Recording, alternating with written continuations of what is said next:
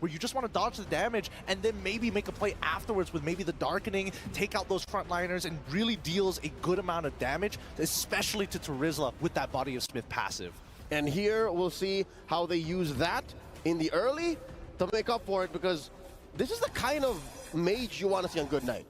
Good Knight is an anchor and a core for Team Falcons in any of their iterations, and now they're going to need to get him online. Oh, look at this, an early fight. Okay, they're going to be pushing Keyboy as quickly as possible, but Kairi gets in the middle of the mix. Good Knight forced to flicker away.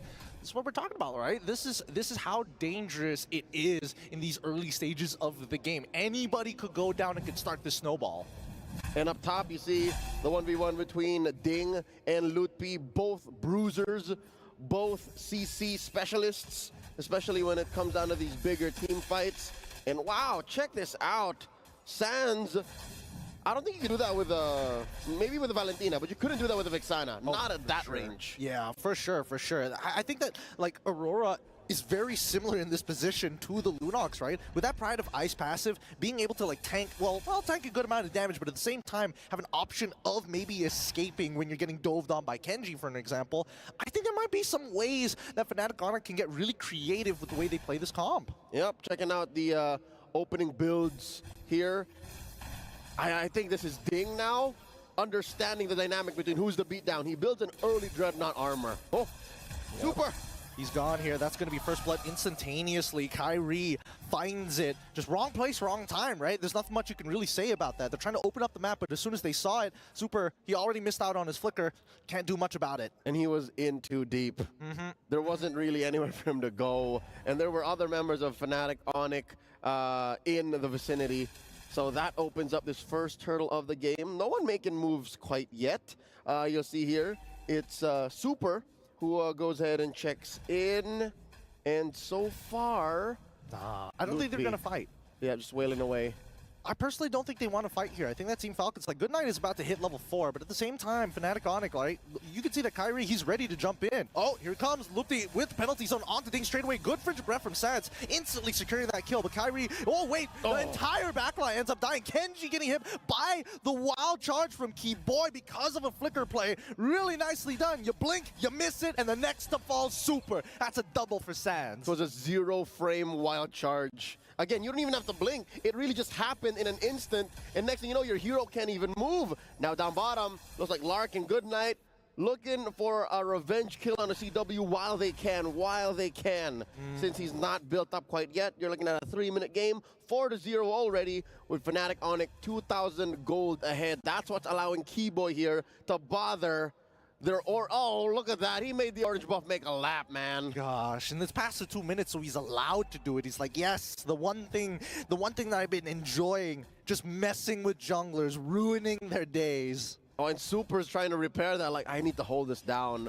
for Kenji. And you're looking at a Ling, man. It's not like they changed anything in Ling's dynamics. Like, that's still an assassin. That's still a hero that needs a lot of build-up. Now, Keyboy in trouble. Wild charge out. Instantly out. Oh, but he gets pulled back in by the final slash, though. Sans does drop down the ult as well. Okay, so now Super all by himself has to flicker away, has no escape mechanics, and Kairi picks him off for free. Frigid Glacier, enough to find that trap, the counter engage, and still Team Falcons left high and dry, nothing to their name, 5-0. This lead is growing, man. We're looking at almost 3,000 ahead for the Indonesian 4-time champion squad, the defending MSC champions. Let's look what the items look like as of now. Chewe, Rocky, that Starlium Scythe already, that just needs to get updated real quick. And as well, you see Bladed Heptases on the Kairi. And so far, the resources are coming out of Team Falcons, Kenji, Super, and even Lark, all using valuable resources. And Fnatic, honestly, don't have to do too much. Their presence alone is so lethal. And here you'll see, just now, Lutpi built up to a War Axe. And again, you're playing on two different axes of who's offensive and who's defensive. And Fnatic ONIC are just always on the right side of that argument, always on the right side of that coin. And now check this out. Oh, look at the show of dominance from Kyrie, pushing Kenji out of his own jungle. Oh, down on the bot side, CW finds the kill onto Super. They might want to go a little bit more here, and CW, he's down for it. He's got the help of Key Boy. He just needs to bide some time. But now Kenji might be the next to fall here. Lupti, he doesn't mind. Oh, dodge the damage. He still has Flicker. Oh. Penalty zones to secure it. Hey, Lark, wait. He finds a trade on to CW. All right. Maybe bottom is where Falcons find Do it. redemption, but not gonna happen. All right, amazing work again, Lutpi. Say what you will about him coming in to repair a tough situation for Fnatic ONIC about 2 or 3 months ago, but now here he is, a mechanical beast, a flicker cancel. Penalty zone, it's amazing! Yep, Lupti has been building up so much confidence from the regular season to the playoffs to winning their own individual regions league to now coming to an international and really showing off why they were put on the map in the first place. Here comes the dive. We see, oh, Lark forced the flicker out straight away. Kyrie has so much damage. It's not even close right now. I don't blame Lark trying to find a way to retreat there. He was trying to get some damage, and now Keyboy gets a kill on him. Good night, in trouble, forced to use the brilliance. He gets out of there okay, but oh, they fight all three in the final slash as well. This is the play that they've been looking for. Ding, finds Kyrie. CW does get Genji to stop the initial push, but they've traded equally here. 2 for 2 in that engagement. What a great play coming in from Team Falcons, and they're not done just yet. Lark trying to cut down Lupti as much as he can. Lupti, he's trying to tank through the damage. Can he find it? No. Goes down to the vengeance of Ding. I'm done with this lane. He still finds a trade, though. The body of Smith able to keep him alive, plus the spell vamp, just enough to make it worth Fnatic ONIC's time. I gotta say, CW's mid-game power spike here at 7 minutes, I think that's what made it a little better for Fnatic ONIC, despite the amazing catch by Ding. That could have been lethal. That could, if ever it was a switcheroo, if it was CW on the Beatrix and Lark on the Harith, that could have been a wipeout. Yeah, man. The replay didn't catch the initial play started by Super. He was trying to replicate a game-winning moment from M5 when Keyboy did it himself. The 5-man implosion, he was so close to it. But unfortunately, like, if Kenji just survived a little bit longer, I think he could have cleaned up the entire team. But now the mid lane, oh, Keyboy! He does find Lark! He can't get out of there in time. The Frigid Frost already locking down the tower, but it doesn't really matter anymore. So many members are already dead. And even Kenji, he doesn't want to go in there anymore. He's like, that's too much to handle. It was a dispersal of Team Falcons. Like, one kill led to another, and it scrambled their formation. There's very little left on the map for Team Falcons to scrunch up. And need I remind you, they're playing with a Ling. It's tough to play from this defensive position. Again, best case scenario, they start splitting the map. They send Kenji down into the bottom lane, but Kyrie is just as quick, just as agile a hero. So they're going to be playing tag. I mean, at this point, whoa, okay, all right. I guess they really wanted the buff on that one.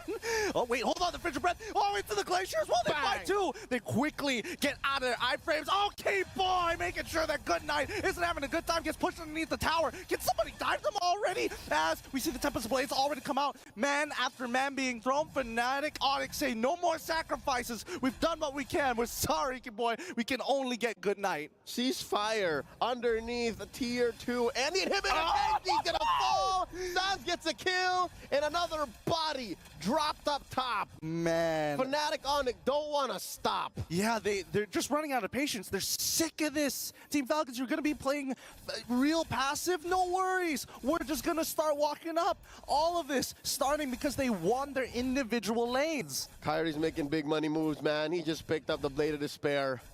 That's it. Even Super's going to feel it despite his passive on the Tigreal. Despite building a Dominus Ice, might be too little too late. Fnatic ONIC are looking at about 6,000 gold ahead. I'm thinking, all right, 2, 2, and 3 on Good Night. Could they maybe win underneath turret? Because look. What does he have on him now? Just the Gideon, just the glowing one. Yeah, it's really not enough here, and it looks like he might just diversify, right? Yeah, is he splitting between an HC and... I don't think so. I think he just wants just a little bit of mana regen, That's right? a little greedy, though. I think the greedy thing would be going for the Holy Crystal, but we do just see him purchase the Blood Wings. He needs that really bad. That shield is so important. Now he's going to start building into that Holy Crystal to have some relevant damage, but for the time being, I think the power spikes are just not in their favor, right? We're even seeing CW. He's also got a Holy Crystal. Yeah, but he's in a position to do that. That is disposable income, is what we call it. But right now, check it out. Lord taken here by Fnatic ONIC, no question. Blitzed it. And wow, look, when the cat is away, the mouse goes to play. Team Falcons making a push down bottom, but just as they should, they disperse. They let go. That's dangerous. It's greedy. The keep sets the game. On the keyboard. Wait, he didn't see it. He turns around. Wait, they don't notice. And then Locke walks out. He could have just stood still. Oh, man. Now he's out of position. Gets hit by the wild charge. And another stack for Kyrie. That's a curious call. Did the wild charge not stop him or spot him? Did it stop right where he wasn't? I mean, it did cancel the recall, essentially. It should have revealed him at that point in time, but here we go. The implosion down on the bot side of the map to find Kyrie. Not enough to get out of there. Wait, hold on. That's a shutdown. It could be an even bigger shutdown here if they get an inhibitor off of this, but Team Falcons should be able to regroup off of that play as the Lord is going to be crashing down from the top side. Yep. Again, speaking as a fan of the hometown team here, the MPL Mana Champions, you got to say, hey, man, if they're going to win a fight, it's going to be inside their own base. Right? They have pretty good high ground, and they're all here, but they are looking at a Lord, so that's a 5-man coalition. Kyrie's off. Yeah, and let's keep in mind, right? They can still shut down these inhibitors. Wait, here comes the penalty zone almost instantaneously. They're trying to combo together, but they don't find anything else. The follow-up isn't there. They get rid of the inhibitor, and Team Falcons, man, look, he's so tanky. He's holding on despite that, and CW is able to find a mega kill off of it. Despite the Glacier not finding the right targets, it forces Genji to use the ult. Fnatic ONIC playing a little off-kilter. When you thought the measure was 4-4, they say, nah, fam, it's a 3-4, and that takes Team Falcons off tempo. They shouldn't be forcing it, but here they are looking for one. It was so close. The implosion only finds one. They're going to get pulled back, but CW finds Super. Kyrie already back into play. Team Falcons, they need to clear up these minions as soon as possible. Kenji almost going down in the meantime. Lark, he's the only person who actually has some decent wave clear. Even Good Night, I don't think he has enough damage just yet. Final Slash coming in from Ding to maybe look for a pick back, but it's still 4v4 for the time being. Kyrie can join at any point of time, and that means the next inhibitor shall fall for Team Falcons. Their last bastion. No more turrets, just the base standing for Team Falcons. Can they do it? Force that Tempest of Blades! Oh no, such an early Tempest of Blades. Kenji, he's giving so much respect over to Kyrie, but at the very least, the minion waves have been cleared up, and Team Falcons, with no inhibitors, they're going to be stuck in their base, turtling up as hard as they can. The Sky Kings play the disciplined game here, keeping to their timing. They're going for the next objective. They want to finish this game off of an enhanced Lord, spawning about 10 seconds, unless they can find a pick, force in a Brilliance from Good Night.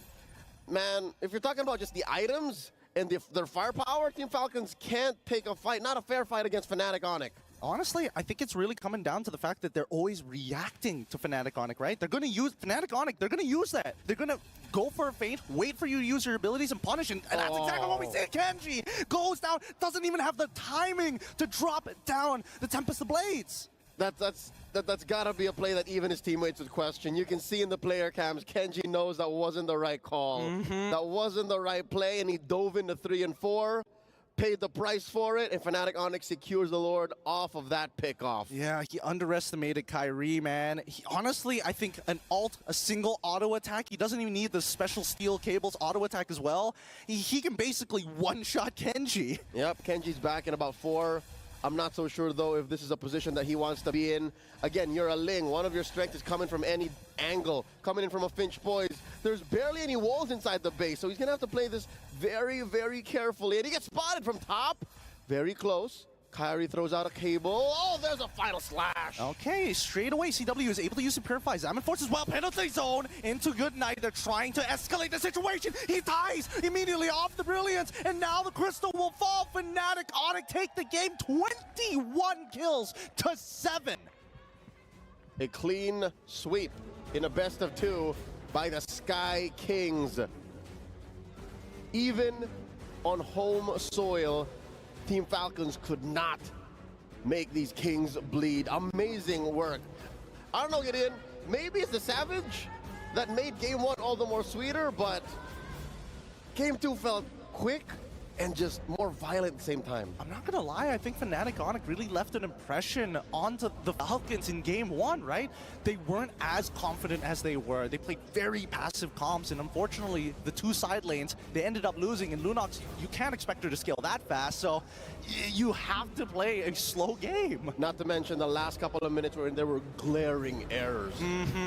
You see clearly how maybe communications could be breaking down, and maybe their minds weren't as clear or on point, and they needed to defend inside their own base, but looking at their comp now in hindsight, might not have been possible. Yeah, I think, Coach Yeb really understood the timings of which they wanted to punish, and, Fnatic ONIC, they're in a position where it's like, all right, if you want to play around timings, that's what we're good at. As long as we control that tempo, we can do whatever we want, and luckily, nobody made a mistake in the laning phase. Big smiles, I would assume, on Coach Yeb and Coach Addy's faces. I couldn't say the same for Coach Zico and Coach Powie Byrne.